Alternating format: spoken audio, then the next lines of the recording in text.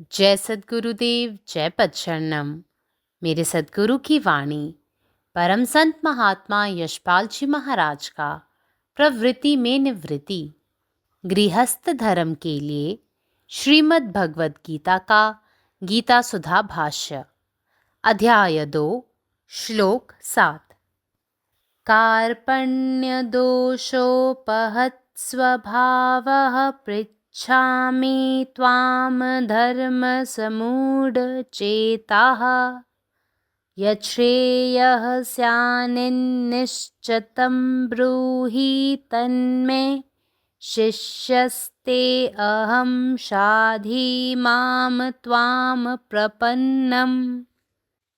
अर्जुन का अतुलनीय शौर्य, वीर्य, धैर्य, चातुर्य, साहस और पराक्रम आदि से संपन्न क्षत्रिय स्वभाव बंधुनाश की आशंका से उत्पन्न करुणा युक्त कायरता से नष्ट सा हो गया है।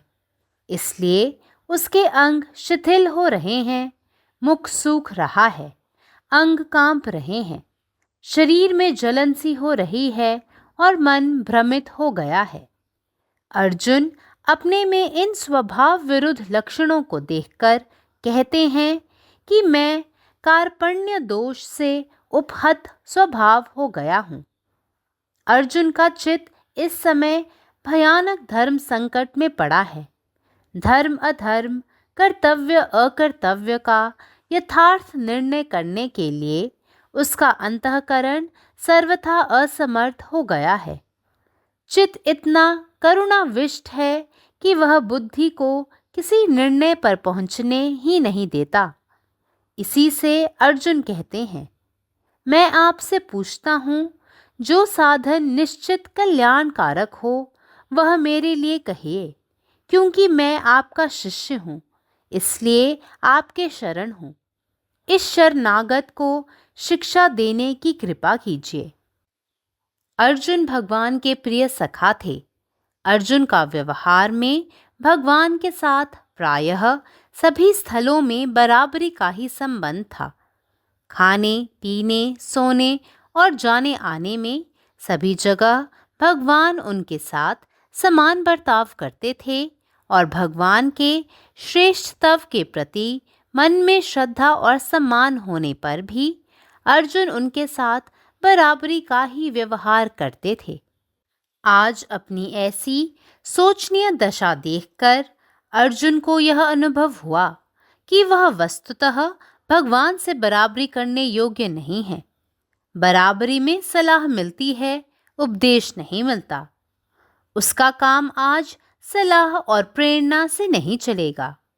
उसे तो आज सद्गुरु की आवश्यकता है, जो उपदेश करे और शक्तिपात द्वारा श्रेय के मार्ग पर लगा दे। परंतु सद्गुरु की उपदेशामृत धार तभी बरसती है जब शिष्य रूपी क्षेत्र उसे ग्रहण करने के लिए प्रस्तुत होता है। शिष्य 4 प्रकार के होते हैं। 1. ज्ञानी। अर्जुन ज्ञानी तो नहीं है। ज्ञानी के पास पूछने को शब्द नहीं होते, उसका तो हृदय पूछता है। सद्गुरु के चरणों में उसके बैठते ही सब कुछ बिना पूछे ही उतरता है। वेद, शास्त्र, उपनिषद, पुराण सभी ही का सार उसके हृदय पटल पर उतरता है। 2. अज्ञानी है फिर क्या? अब अज्ञानी भी नहीं रहा, क्योंकि अज्ञानी तो अकड़ से भरा होता है। अज्ञानी तो झुकना जानता ही नहीं। यह तो भगवान की शरणागत है, चरणों में पड़ा कातर भाव से अश्रुपात कर रहा है। यह अज्ञानी के लिए असंभव है। अज्ञानी तो समझता है कि मैं जानता ही हूँ, मुझे कौन समझाएगा। अज्ञानी अगर कभी पूछता भी है तो तुम्हें गलत सिद्ध करने को पूछता है, क्योंकि अज्ञानी तो यह मान के चलता है कि पता तो मुझे है ही, देखें इनको भी पता है या नहीं। अज्ञानी परीक्षा के लिए पूछता है। नहीं, अर्जुन की आंखें तो बड़ी निर्मल हैं। वह कह रहा है, मैं तो आपका शिष्य हूँ, आपकी शरण हूँ, यह तो विनयशील है, अज्ञानी तो नहीं है। 3. मूढ़ है क्या फिर? मूढ़ तो पूछते ही नहीं।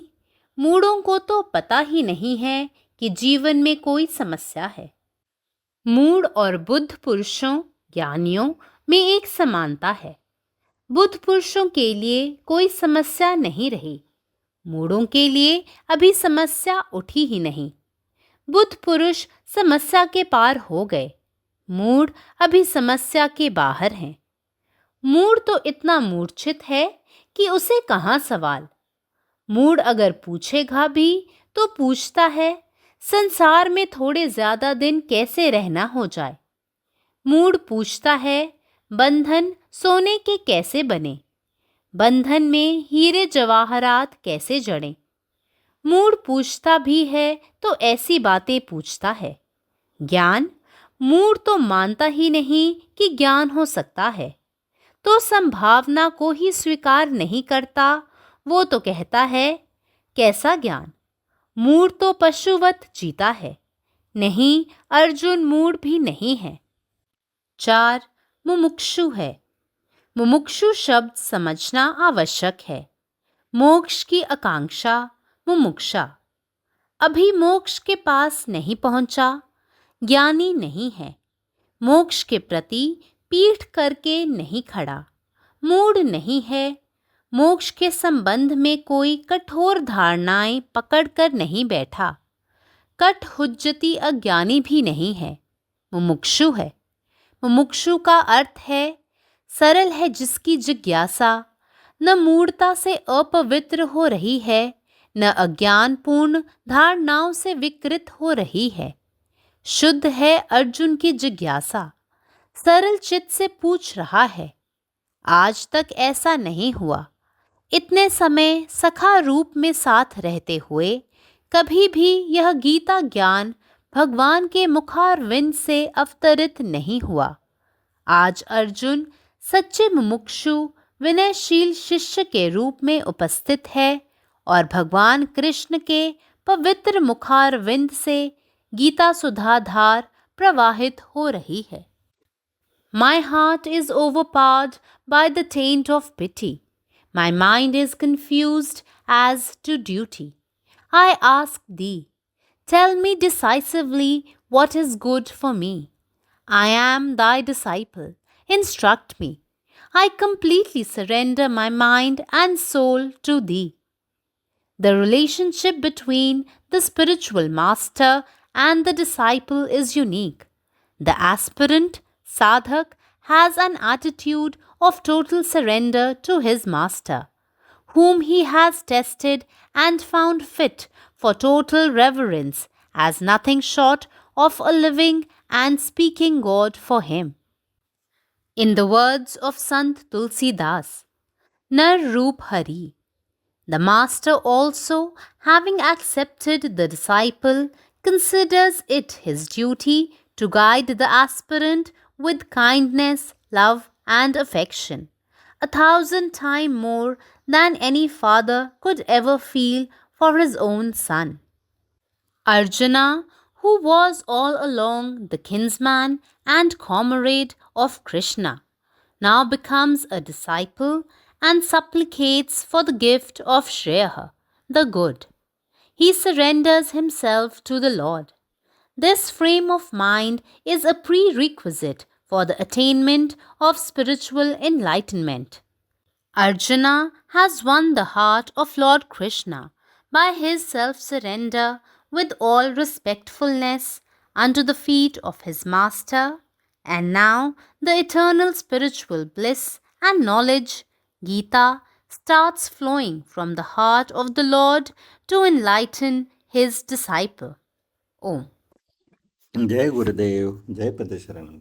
अर्जुनाचे अतुलनीय शौर्य, धैर्य, संयम, चातुर्य, शौर्य जे क्षत्रिय स्वभावाने बहाल होते, ते त्याच्या भावाच्या नाशाच्या भीतीने, जन्मलेल्या करुणेने भरलेल्या भ्याडपणाने नष्ट झालेले आहेत. म्हणूनच त्याचे अवयव कमकुवत होत आहेत. त्याचा चेहरा कोरडा पडला आहे. त्याचे शारीरिक अवयव थरथर कापत आहेत. त्याच्या शरीरात जळजळ होत आहे आणि त्याचे मन गोंधळलेले आहे. अर्जुन त्याच्या स्वभावाच्या विरुद्ध असलेली ही लक्षणे पाहून म्हणतो की तो भ्याडपणाच्या दोषाने ग्रस्त झाला आहे. अर्जुनाचे मन आता भयंकर दुविधेत आहेत. धर्म अधर्म, कर्तव्य अकर्तव्य याबद्दल योग्य निर्णय घेण्यास त्याचा विवेक पूर्णपणे असमर्थ झाला आहे. मन इतके करुणेने भरलेले आहे की ते बुद्धीला कोणताही निर्णय घेऊ देत नाही. म्हणूनच अर्जुन म्हणतो की मी तुम्हाला असे साधन सांगण्यास सांगतो जे निश्चितच फायदेशीर ठरेल, कारण मी तुमचा शिष्य आहे. म्हणूनच मी तुमच्या शरणात आहे. या शरणागत व्यक्तीला दयाळूपणे शिकवा. अर्जुन हा भगवंताचा प्रिय मित्र होता. अर्जुनाचा जवळजवळ सर्वच क्षेत्रात भगवंताशी समान संबंध होता.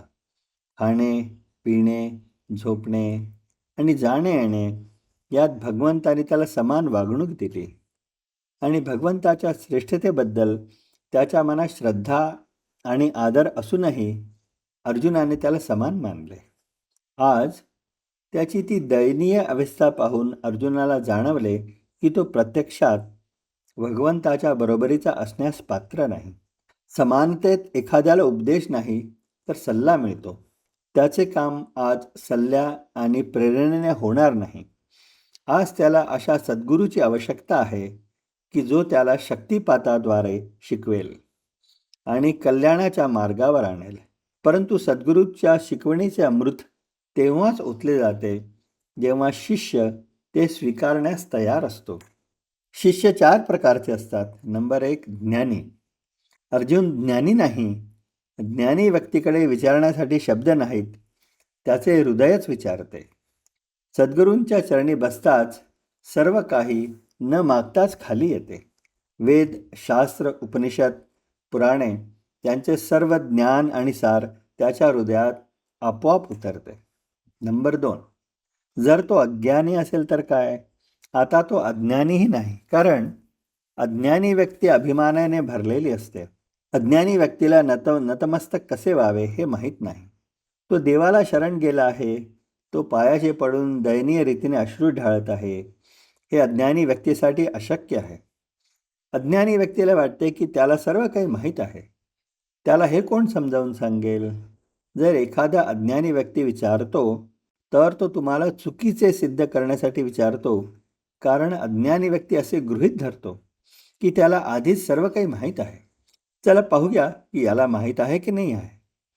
अज्ञानी व्यक्ती चाचणीसाठी प्रश्न विचारतो. पण अर्जुनाचे डोळे खूप पवित्र आहेत. तो म्हणत आहे की मी तुमचा शिष्य आहे, मी तुमचा आश्रय घेतला आहे. तो नम्र आहे, म्हणून तो अज्ञानी नाही. नंबर 3, जर तो मूर्ख असेल तर?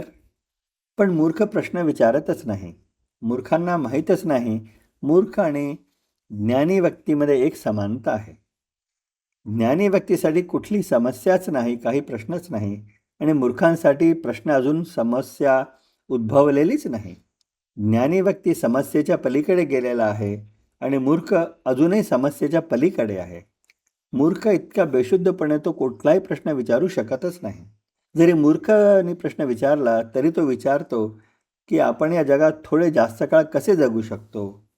मूर्ख विचारतो, बंधने सोन्यापासून कशी बनू शकतात? हिरे आणि रत्ने बंधनामध्ये कशी जळवता येतात? जरी मूर्खाने प्रश्न विचारला तरी तो अशा गोष्टी विचारतो. ज्ञान आणि मूर्ख ज्ञान शक्य आहे असं मानतच नाही, म्हणून तो स्वतः शक्यता स्वीकारतच नाही. तो म्हणतो, कोणत्या प्रकारचे ज्ञान? मूर्ख मनुष्य एखाद्या जनावरासारखा जगतो, पण अर्जुन अर्थातच मूर्ख नाही. नंबर 4, मुमुक्षु म्हणजे अर्जुन मोक्ष शोधणारा आहे. मुमुक्षु हा शब्द समजून घेणे महत्त्वाचे आहे. मोक्षाची इच्छा, मुमुक्ष. जो अद्याप मोक्षापर्यंत पोहोचलेला नाही, तो ज्ञानी नाही. तो मोक्षाकडे पाठ टेकून उभा नाही, तो मूर्ख नाही. तो मोक्षाबद्दल कुठली कठोर श्रद्धा ठेवत नाही. तो वाद घालणारा अज्ञानी व्यक्ती नाही. तो मुमुक्षु आहे. मुमुक्षु म्हणजे ज्याची उत्सुकता साधी आहे ती मूर्खपणाने अशुद्ध होत नाही किंवा अज्ञानी श्रद्धेने विकृतही होत नाही. अर्जुनाची उत्सुकता शुद्ध आहे. तो साध्या मनाने विचारत आहे. हे आजपर्यंत कधीच घडले नाही. इतके दिवस मित्र म्हणून एकत्र राहूनही गीतेचे हे ज्ञान कधीही भगवंताच्या मुखातून उतरले नाही. आज अर्जुन एका खऱ्या मुमुक्षू नम्र शिष्याप्रमाणे उपस्थित आहे आणि भगवान श्रीकृष्णाच्या पवित्र मुखातून ഗീതേസെ അമൃത് വഹത്ത ജയ ഗുരുദേവ്. സദ്ഗുരുവിൻ്റെ സന്ദേശം. അതുല്യമായ ശൗര്യം, ധൈര്യം, ക്ഷമ, കൗശലം എന്നിവയാൽ സമ്പുഷ്ടമായ അർജുനൻ്റെ ക്ഷത്രിയ സ്വഭാവം സഹോദരങ്ങളുടെ നാശത്തെ ഭയന്ന് ജനിച്ച കരുണ നിറഞ്ഞ ഭീരുത്വം നശിപ്പിച്ചിരിക്കുന്നു. അതുകൊണ്ടാണ് അവൻ്റെ അവയവങ്ങൾ ദുർബലമാകുന്നത്. മുഖം വരണ്ടുപോകുന്നു, അവയവങ്ങൾ വിറയ്ക്കുന്നു, ശരീരത്തിൽ ഒരു കത്തുന്ന സംവേദനം അവൻ അനുഭവപ്പെടുന്നു. മനസ്സ് ആശയക്കുഴപ്പത്തിലായിരിക്കുന്നു. തൻ്റെ സ്വഭാവത്തിന് വിരുദ്ധമായ ഈ ലക്ഷണങ്ങൾ കാണുന്ന അർജുനൻ ഭീരുത്വത്തിൻ്റെ തെറ്റും മൂലം താൻ പീഡിപ്പിക്കപ്പെട്ടിരിക്കുന്നുവെന്ന് പറയുന്നു. ഈ സമയത്ത് അർജുനൻ്റെ മനസ്സ് ധർമ്മത്തിൻ്റെ ഭയാനകമായ ഒരു പ്രതിസന്ധിയിലാണ്. ധർമ്മം, അധർമ്മം, കടമ, കർമ്മമല്ലാതെ ശരിയായ തീരുമാനമെടുക്കാൻ അവൻ്റെ മനസാക്ഷി പൂർണ്ണമായും കഴിവില്ലാത്തതായി മാറിയിരിക്കുന്നു. മനസ്സ് കരുണയാൽ നിറഞ്ഞിരിക്കുന്നതിനാൽ അത് ഒരു തീരുമാനത്തിലെത്താൻ അവൻ്റെ ബുദ്ധിയെ അനുവദിക്കുന്നില്ല. അതുകൊണ്ട് അർജുനൻ ഭഗവാനോട് പറയുന്നു, തീർച്ചയായും ക്ഷേമം നൽകുന്ന മാർഗങ്ങൾ എന്നോട് പറയുക. കാരണം ഞാൻ നിങ്ങളുടെ ശിഷ്യനാണ്. അതിനാൽ ഞാൻ നിങ്ങളുടെ അഭയത്തിലാണ്. ഈ ആത്മസമർപ്പിത വ്യക്തിയെ ദയവായി പഠിപ്പിക്കുക. അർജുനൻ ഭഗവാന്റെ പ്രിയ സുഹൃത്തായിരുന്നു. അർജുനന് മിക്കവാറും എല്ലാ മേഖലകളിലും ഭഗവാനുമായി തുല്യബന്ധമുണ്ടായിരുന്നു.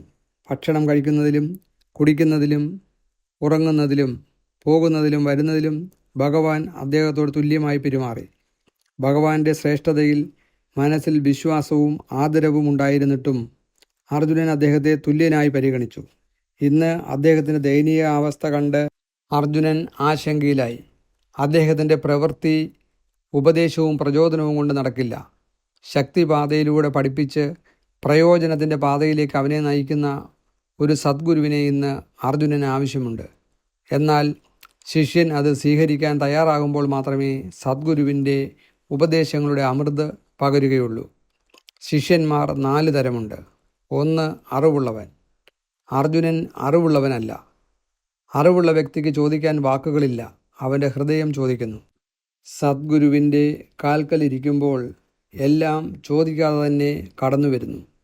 വേദങ്ങൾ, ഉപനിഷത്തുക്കൾ, പുരാണങ്ങൾ എന്നിവയുടെ സാരം അവൻ്റെ ഹൃദയത്തിലേക്ക് കടന്നു വരുന്നു. 2. ശിഷ്യൻ അജ്ഞനാണെങ്കിൽ എന്തു ചെയ്യും? അവൻ അജ്ഞനല്ല. കാരണം ഒരു അജ്ഞൻ അഹങ്കാരത്താൽ നിറഞ്ഞിരിക്കും. എങ്ങനെ കുമ്പിടണമെന്ന് അവനറിയില്ല. ദൈവത്തിന് കീഴടങ്ങി അവൻ ദയനീയമായി കണ്ണീർ പൊഴിക്കുന്നു. ഒരു അജ്ഞന് അത് അസാധ്യമാണ്. തനിക്ക് ഇതിനകം എല്ലാം അറിയാമെന്ന് കരുതുന്ന ഒരു അജ്ഞനായ വ്യക്തിയോട് ആരാണ് കാര്യങ്ങൾ വിശദീകരിക്കുക? അവനോട് ചോദിച്ചാൽ അവൻ നിങ്ങളോട് തെറ്റാണെന്ന് തെളിയിക്കാൻ ആവശ്യപ്പെടും. അവൻ ഒരു പരീക്ഷണത്തിനായി ചോദിക്കുകയും ചെയ്യും. അർജുനൻ്റെ കണ്ണുകൾ വളരെ ശുദ്ധമാണ്. അവൻ പറയുന്നു, ഞാൻ നിങ്ങളുടെ ശിഷ്യനാണ്. ഞാൻ നിങ്ങളെ ശരണം പ്രാപിച്ചിരിക്കുന്നു. അവൻ എളിമയുള്ളവനാണ്, അജ്ഞനല്ല. 3. ശിഷ്യൻ ഒരു വിഡ്ഢിയാണെങ്കിൽ എന്തു ചെയ്യും? വിഡ്ഢികൾ ചോദിക്കുന്നില്ല. കാരണം ജീവിതത്തിൽ എന്തെങ്കിലും പ്രശ്നമുണ്ടോ എന്ന് അവർക്കറിയില്ല. ഒരു വിഡ്ഢിക്കും ബുദ്ധിമാനും തമ്മിൽ ഒരു സാമ്യമുണ്ട്. ബുദ്ധിമാന്മാരായ മനുഷ്യർക്ക് ഒരു പ്രശ്നവും ഉണ്ടാവില്ല. പക്ഷേ വിഡ്ഢികൾക്ക് പ്രശ്നങ്ങൾ എന്താണെന്ന് മനസ്സിലാവുകയുമില്ല. ബുദ്ധിമാന്മാർ പ്രശ്നങ്ങളെ തരണം ചെയ്യും. വിഡ്ഢികൾ അപ്പോഴും പ്രശ്നങ്ങൾക്ക് പുറത്തായിരിക്കും. വിഡ്ഢികൾക്ക് ചോദ്യങ്ങളെ ഉണ്ടാവില്ല. അവർ അത്രയ്ക്ക് അബോധാവസ്ഥയിലായിരിക്കും. വിഡ്ഢികൾ ഒരു മൃഗത്തെ പോലെ ജീവിക്കുന്നു. ഇല്ല, അർജുനൻ ഒരു വിഡ്ഢിയല്ല. അർജുനൻ മോക്ഷം നേടുന്നവനാണ്. മുമുക്ഷു എന്ന വാക്ക് മനസ്സിലാക്കേണ്ടത് പ്രധാനമാണ്. മുമുക്ഷു എന്നാൽ ലളിതമായ ജിജ്ഞാസയുള്ളവൻ എന്നർത്ഥം. അത് മണ്ടത്തരം കൊണ്ട് അശുദ്ധമാവുകയോ അന്ധവിശ്വാസങ്ങളാൽ വികലമാവുകയോ ചെയ്യുന്നില്ല. അർജുനൻ്റെ ജിജ്ഞാസ ശുദ്ധമാണ്. അവൻ ലളിതമായ മനസ്സോടെയാണ് ചോദിക്കുന്നത്. ഇത്രയും കാലം സുഹൃത്തുക്കളായി ഒരുമിച്ച് ജീവിച്ചിട്ടും ഗീതയെക്കുറിച്ചുള്ള ഒരു വിവരണവും ഭഗവാന്റെ വായിൽ നിന്ന് ഒരിക്കലും വന്നിട്ടില്ല. ഇന്ന് അർജുനൻ ഒരു യഥാർത്ഥ മുമുക്ഷുവും എളിമയുള്ള ശിഷ്യനുമാണ്. അതിനാൽ ഭഗവാൻ കൃഷ്ണന്റെ വിശുദ്ധമായ വായിൽ നിന്ന് ഗീതയുടെ അമൃത് ഒഴുകുന്നു. పరమాత్మావ నీ తన్నే నిండే ఇష్టం పూర్ణమాగట్టే. జై సద్గురుదేవ్, జై పదశరణం. నా సద్గురు సందేశము గీతాసుధ ప్రసత్ మహాత్మా శ్రీ శివాజీ మహారాజ్ వారిచే ప్రతిపాదించబడిన ప్రవృత్తిలో నివృత్తి గృహస్థు మార్గంలో గీతాభాష్యము అధ్యాయము 2 సాంఖ్యయోగము శ్లోకము 7. అర్జునుని సాటిలేని శౌర్య వీర్య ధైర్య చాతుర్య సాహస పరాక్రమాదులచే నిండియున్న క్షత్రియ స్వభావమంతయు బంధునాశనమనే భయముచే ఉత్పన్నమైన కరుణాయుక్త పిరికితనంచే నశించిపోయాను. అందుచేత అతని అవయవములు శిథిలమైపోచున్నవి, ముఖం వాడిపోచున్నది, అవయవములు వణికిపోచున్నవి, శరీరం మండిపోచున్నది, మనసు భ్రమణొందుచున్నది. అర్జునుడు తనలోని స్వభావానికి విరుద్ధమైన ఈ లక్షణములు చూసి ఇలా చెబుతున్నాడు. నేను కార్పణ్య దోషముచే అపహాస్య స్వభావం గలవాడిని అయ్యాను. అర్జునుని చిత్తం ఇప్పుడు భయంకరమైన ధర్మ సంకటంలో పడింది.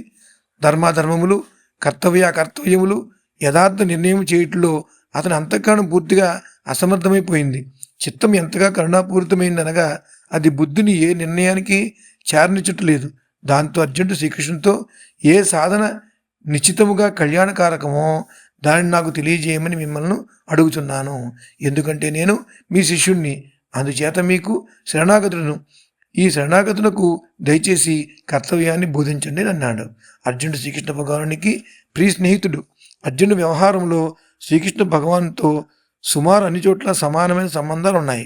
తినుట, త్రాగుట, నిద్రించుట, రాకపోకలేందు అన్ని చోట్ల భగవానుడు అతనితో సమానంగా ప్రవర్తించేవాడు. భగవాన్ని శ్రేష్టత్వం పట్ల మనసులో శ్రద్ధ, గౌరవములు ఉన్నప్పటికీ అర్జునుడు భగవాన్తో సమానంగా వ్యవహరించేవాడు. నేడు తన శోచనీయ స్థితిని చూశాక నిజానికి భగవంతుతో సమానంగా ఉండే యోగ్యత తనకు లేదని అర్జునుడికి అనుభవం కలిగింది. సమానత్వంలో సలహా లభిస్తుంది, కానీ ఉపదేశం లభించదు. అతని పని నేడు సలహా మరియు ప్రేరణలతో జరగదు. అతనికి నేడు ఉపదేశం చేసి శక్తి ప్రసారం ద్వారా శ్రేయో మార్గంపై నిలిపే సద్గురుని యొక్క ఆవశ్యకత ఉన్నది. అయితే సద్గురుని ఉపదేశ అమృతము శిష్యుడనే క్షేత్రము దాన్ని గ్రహించడానికి సిద్ధంగా ఉన్నప్పుడే వర్షిస్తుంది. శిష్యులు 4 రకాలుగా ఉంటారు. 1 జ్ఞాని, 2 అజ్ఞాని, 3 మూఢుడు, 4 ముముక్షువు. జ్ఞాని. అర్జునుడు జ్ఞాని కాదు. జ్ఞాని వద్ద అడిగేందుకు మాటలు ఉండవు. అతను హృదయమే అడుగుతుంది. సద్గురు చరణములతో కూర్చున్నంతనే సాధకుడు ఏమీ అడగకుండానే అన్నీ అతనిలోకి చేరిపోతాయి. వేదములు, శాస్త్రములు, ఉపనిషత్తులు, పురాణాల సమస్త సారము అతని హృదయ పట్లంపై చేరుతుంది. 2 అజ్ఞాని. మరి అర్జునుడు అజ్ఞాన? అతను అజ్ఞాని కూడా కాదు. ఎందుకంటే అజ్ఞాని మిడిసిపాటుతో ఉంటాడు. అతడు వినయంతో వంగి ఉండుటంటే ఏమిటో ఎరుగడు. అర్జునుడైతే శ్రీకృష్ణ భగవానుని శరణాగతుడు. ఆయన చరణములపై పడి దుఃఖముతో అశ్రువులు రాలుస్తున్నాడు. ఇది అజ్ఞానికి సాధ్యం కాదు. అజ్ఞానైతే అన్నీ నాకు తెలుసు, నాకు చెప్పగలవారు ఎవరు అనుకుంటాడు. ఒకవేళ అజ్ఞాని ఎప్పుడైనా ఏమైనా అడిగినట్లయితే మిమ్మల్ని తప్పు చేసేవానిగా నిరూపించడం కోసమే అడుగుతాడు. ఎందుకంటే అజ్ఞాని నాకు మాత్రమే తెలుసు, వీరికి కూడా తెలుసో లేదో చూస్తాను అని ఊహించుకుంటూ ఉంటాడు. ఇతరులను పరీక్షించడం కోసమే అజ్ఞాని అడుగుతాడు. అర్జునుడు అజ్ఞాని కాదు. అతని నేత్రములు ఎంతో నిర్మలంగా ఉన్నాయి. అతడు నేడు మీ శిష్యులను, తమ శరణాగతులను అని చెబుతున్నాడు. దీన్ని బట్టి చూస్తే ఇతడు వినయశీలుడు, అజ్ఞాని మాత్రం కాదు. 3 మూఢుడు. మరైతే అర్జునుడు మూఢుడా? మూఢుడు అడగనే అడగడు. జీవితంలో ఏమైనా సమస్యలు ఉంటాయి అనేది మూఢులకు తెలియదు. మూఢుడు మరియు జ్ఞానులతో ఒక విషయంలో సమానత్వం ఉంటుంది. జ్ఞానులకు ఏ విధమైన సమస్యలు మిగిలి ఉండవు. మూర్ఖులకు అసలు సమస్యలే తలెత్తవు.